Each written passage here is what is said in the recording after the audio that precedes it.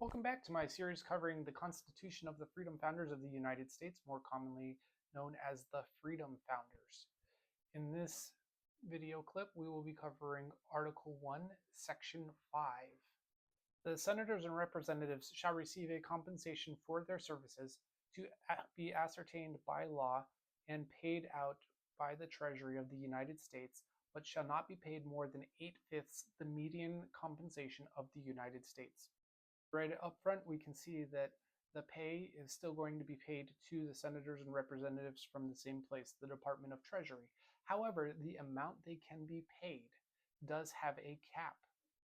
That cap is determined by adding up all the compensation from all the citizens and non-citizens within the United States and finding the midpoint. So if senators and representatives want to get paid more, all the citizens and non-citizens of the United States need to get paid more.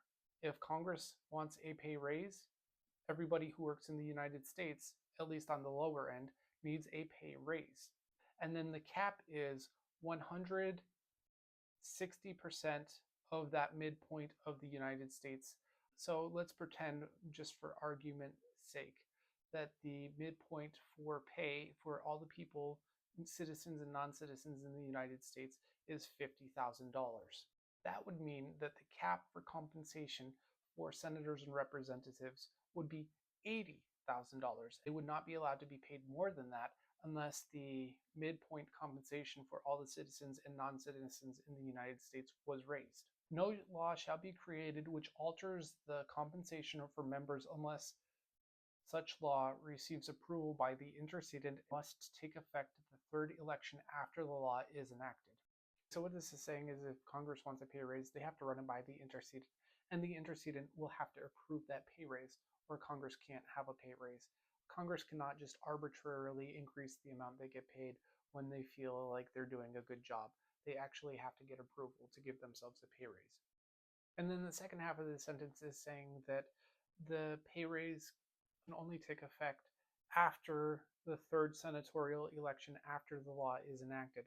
This should be sufficient to make sure that all the House of Representatives and senators have been cycled out of Congress, so there is no self-interest in creating a pay raise.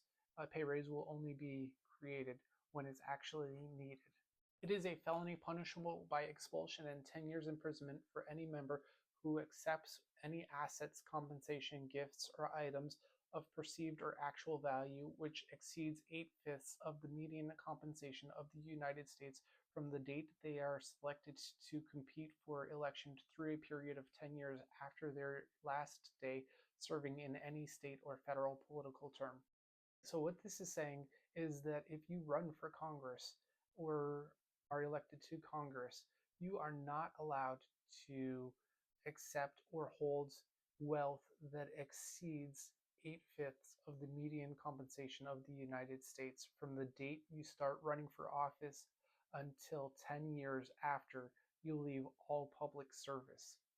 This is to ensure that you are not using your public service for profiteering. It's also to make sure that you're not receiving any delayed bribes.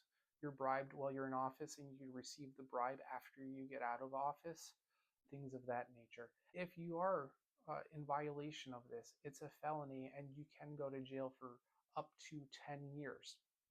And you will get thrown out of Congress. So this is a very, very serious thing. If you're a congressperson, you're trying to use public service for profiteering, it is a felony punishable by up to 10 years in prison. And again, the cap for this is the same as the compensation. It's 8/5 of the middle ground for what people make in the United States, because you're there to serve the people in the United States. If you want to make more money, make sure the people you're serving make more money. Members shall be exempt from detainment or arrest in all cases that are not treason, felony, and breach of peace while in session or traveling to or from session. All right, this clause is specifically in there so that representatives in both the Senate and the House are allowed to travel to Congress to conduct their business in Congress, to create laws, to represent the people they represent without being arbitrarily arrested because maybe they were driving too fast. Most Americans tend to get a speeding ticket at some point in their life. But if you're elected to Congress or the House of Representatives, you need to be able to travel there and do so with the knowledge that you're not going to get arrested based on politically motivated reasons to prevent you from conducting the business of Congress. No speech in session shall be used in the course of investigating matters of criminal activity, but may be used in the prosecution of criminal activity if such prosecution does not violate the right to freely speak during sessions. All right, so this is a little bit of word jumble, but what it's saying is that when Congress people speak in Congress, that can't be used to start an investigation or launch an investigation. But if there is a criminal or civil trial underway, what they say in Congress may be used as evidence.